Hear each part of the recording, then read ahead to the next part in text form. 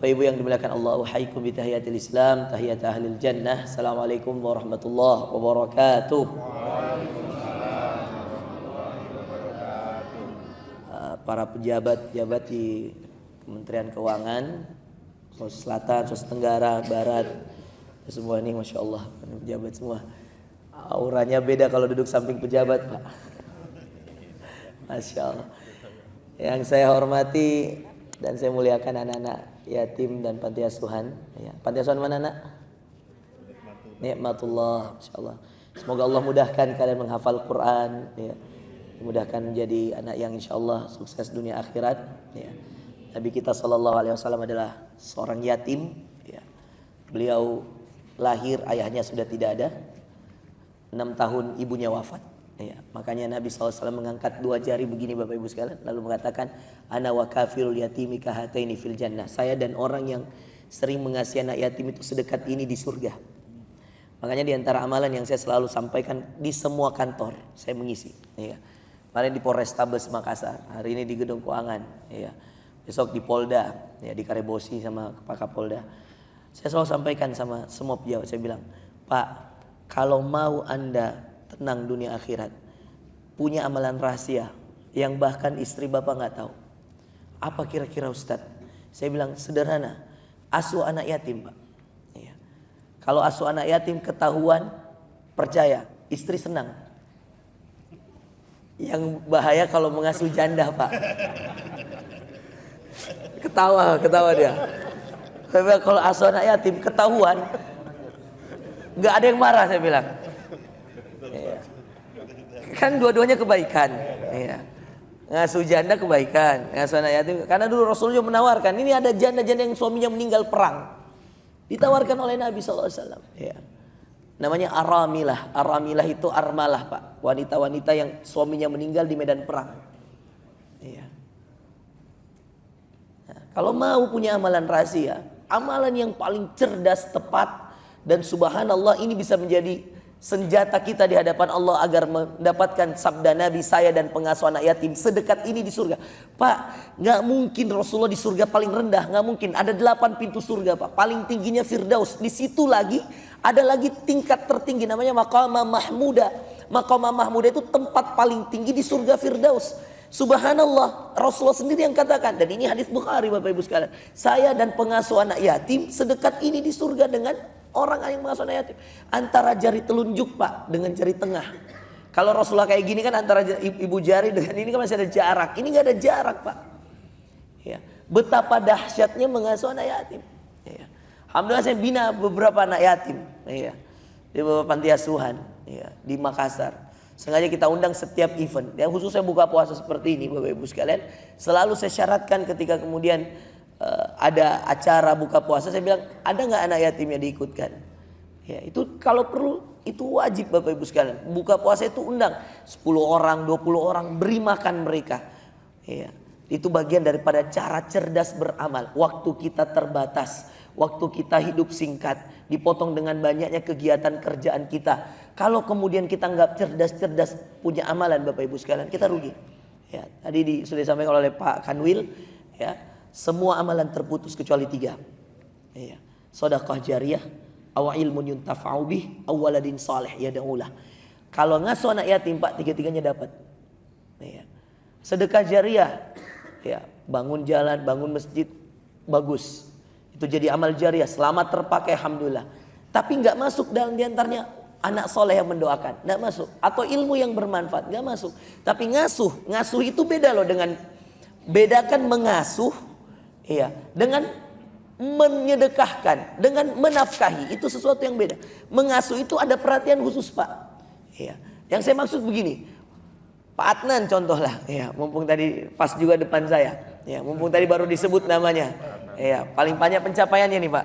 Masya Allah. Iya. Madya ini luar biasa. Mungkin paling banyak ininya juga, paling banyak tugasnya ya. Targetnya seperti itu kayaknya. Saya khawatir gara-gara itu rambut beliau memutih semua, enggak. Masya Allah. Sehat terus Pak Adnan, alhamdulillah. Terakhir ketemu di Klaro kemarin ya, nikahnya putri beliau, saya yang ceramah kemarin. Nah, Bapak Ibu sekalian, contoh Pak Adnan, ngasuh misal 10 anak. Nih ya. Tentuin aja anaknya.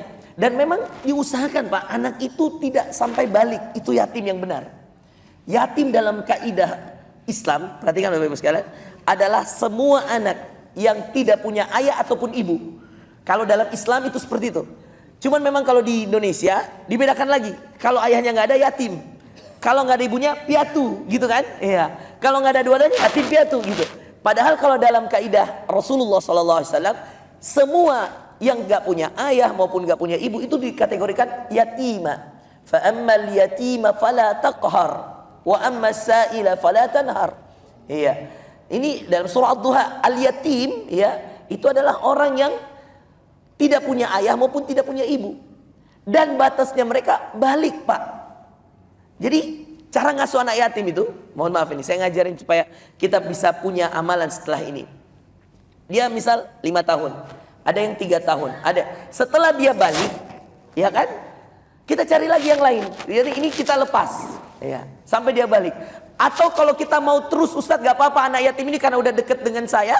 Ya ada jamaah saya di Surabaya seperti itu. Gak apa-apa Ustadz karena udah deket, saya yang sekolahkan lagi SMP-nya.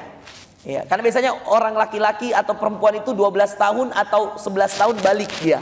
Iya. Gak apa-apa Ustadz, saya lanjut aja. Sambil dia cari lagi yatim yang lain. Iya. Begitu seterusnya. Subhanallah Bapak Ibu sekalian, di Surabaya ada di antara jamaah kami itu sudah sampai menikahkan anak yatim itu. Sudah jadi kayak anak angkat Pak, bayangkan. Iya. Subhanallah. Sampai dia kuliah Pak dan berprestasi Masya Allah. Hafiz Quran dan dia monitor terus. Iya. Nah, seandainya semua kita sadar dengan program ini Pak, Masya Allah. Iya. Yatim-yatim ini akan menjadi yatim-yatim yang unggul Bapak Ibu sekalian. Karena yatim itu status takdir. Iya. Bukan karena kemalasan, bukan, status takdir. Makanya memuliakan anak yatim mulia di hadapan Allah. Karena kok ada orang yang mau memuliakan takdir Allah kepada anak-anak yang ditakdirkan orang tuanya tidak ada. Iya. Mungkin ada yang statusnya sama sih. Mungkin ada di antara bapak ibu yang nggak sempat lihat ayahnya. Mungkin ada di antara bapak ibu yang nggak sempat lihat ibunya, tapi kok bisa jadi pejabat, bisa jadi orang hebat. Itu kan berarti ada saja anak-anak yatim yang Allah takdirkan atas izinnya bisa menjadi orang yang bermanfaat di kemudian hari Bapak. Kita ingin menghilangkan status bahwa yatim itu rendah, yatim itu hina. Enggak. Kita ingin mengangkat, ingat nabimu yatim. Iya. Maka setiap saya berceramah saya selalu memulai ketika ada anak yatim. Saya ingin mengangkat di hadapan para orang-orang bahwa nak, kamu yatim itu mulia nak. Iya. Yatim itu dimuliakan. Bahkan Nabi kita ditakdirkan yatim. Bapaknya meninggal sebelum lahir, ibunya meninggal ketika usia 6 tahun. Ini asli yatim Rasulullah ini. Yatim. Ya, perfect yatimnya, perfect banget. Ya, 6 tahun meninggal, ibunya diasuhlah dia. Bahkan yang menyusui dibantu oleh Halimah. Halimatus Sa'diyah namanya. Halimatus Sa'diyah karena dia dari Bani Sa'ad. Ya. 2 tahun diasuh kakeknya meninggal. Kakeknya Abdul Muttalib. Iya, dia diasuhlah oleh Abu Thalib pamannya. Setelah itu diajaklah dia berdagang. Ini kisah nyata seorang yang paling mulia di muka bumi ini. Bahkan gak ada makhluk yang lebih dicintai Allah dari Rasulullah, termasuk Jibril. Iya, gak ada yang paling dicintai Allah melainkan kecintaannya Allah kepada Rasulullah Sallallahu Alaihi Wasallam. Dalam Quran Pak, gak ada Allah panggil ya Muhammad, gak ada Pak. Coba dicek. Yang ada Allah memanggil ya Daud, ya Isa, ya Musa, ya Adam, ya Adam uskun anta wa zawjukal jannah, ya Musa inni ana rabbuka fakhla'na alaik. Ya kan? Dipanggil dengan nama semua Pak. Ya Ibrahim, ya Yahya, wahai Yahya, panggil nama semua Pak. Ya Isa, wahai Isa, anta qulta linnas, apakah kamu mengatakan pada manusia? Ya Daud, wahai Daud, dipanggil nama Pak. Bayangkan. Cari coba Pak, 30 juz nggak ada Allah bilang ya Muhammad, nggak ada Pak. Ya. Dipanggil apa Pak? Ya ayyuhan nabi, wahai Nabi Allah. Ya ayyuhar rasul, wahai Rasul Allah. Begitu mulianya lah ini Rasulullah Pak. Nama dipanggil nama sama Allah saja nggak pernah. Ya, mohon maaf Pak, kalau ada bawahan panggil atasan dengan nama, ya mungkin itu nggak sopan Pak. Ya, ya, nggak mungkin. Ya, itu nggak sopan karena bawahan dia manggil nama kita. Yang manggil nama kita tuh sesama Pak Kanwil nih. Pak Kanwil manggil nama Pak Kanwil, nama oke. Bro mungkin atau panggilan akrab ya. Tapi kalau bawahan manggil, mohon maaf. Ya. Saya nggak pernah, kemarin saya bilang di Polrestabes aja, nggak ada itu ajudannya Kapolrestabes ya, Pak Ngajib berani manggil Pak Ngajib, nggak ada. Saya aja bilang Pak Ngajib, apa kabar Pak Ngajib. Yang lain tuh siap dan. Waduh, dan semua siap dan siap. Ya, jarak ini udah tegak semua. Itu di protokol, itu di TNI lain lagi Pak. Ini nanti saya Jenderal Gerhan saya tanggal 28. Jenderal Gerhan bintang 3 Pak, Purnawirawan. Besok undang-undang semua, dia buka puasa di rumahnya di Ancedeng Oyo, undang-undang semua Pangdam dan seterusnya. Ini saya ceramah juga besok tanggal 28 ya, besok Kamis di rumahnya beliau. Itu kalau di tentara lebih serem lagi Pak. Iya. Iya. Nggak ada yang berani manggil, Masya, siap jenderal, siap. Nggak ada berani manggil nama itu, nggak ada. Saya nggak pernah dengar Pak. Kira-kira seperti itu juga dalam Quran Pak. Bayangkan betapa mulianya lah ini. Rasulullah dipanggil nama aja nggak pernah. 6.623 ayat, 114 surah, 30 juz. Nabi lain dipanggil nama Pak. Nah di sini kan amalan yang luar biasa. Makanya saya ingin Bapak Ibu sekalian, momentum buka puasa kita ini di sini, kita harus punya amalan rahasia dengan Allah Pak. Kita harus punya amalan-amalan yang hanya Anda dan Allah yang tahu. Ya. Bayangin Anda meninggal, dia masih hidup, dia menjadi orang yang mendoakan Anda. Kalau mudah-mudahan ada yang jadi ustadz, penghafal Quran, ada yang jadi pejabat, ada yang dari anak yatim yang Anda asuh. Allahu Akbar. Ya. Betapa luar biasanya Pak. Ya. Bahkan subhanallah, saya tidak usah sebutkan namanya, ada di antara anak artis hijrah Pak. Ya. Binaan saya juga di Jakarta. Itu karena belum punya anak, suami istri nih, mereka fokus dengan anak-anak ya, yang yatim piatu. Ngasih ngafal Quran, biayai dari hasil dia endorsement dan seterusnya. Itu biayai artis Pak. Dia belum punya anak ya. Sampai qadarullah Allah takdirkan dia punya anak lewat bayi tabung. Enggak usah sebut namanya, pasti pada tahu. Ya. Ya kita enggak usah sebut namanya. Jadi subhanallah Bapak Ibu sekalian, mengasuh anak yatim mendatangkan rezeki anak. Berapa kali dia nyoba bayi tabung, enggak jadi Pak. Qadarullah di usia berapa tahun pernikahan nyoba jadi.